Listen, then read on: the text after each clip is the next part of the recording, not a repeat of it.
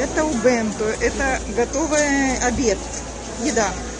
У них же мало кто ходит по ресторанам. Ну, ходят, но мало, потому что это времени мало.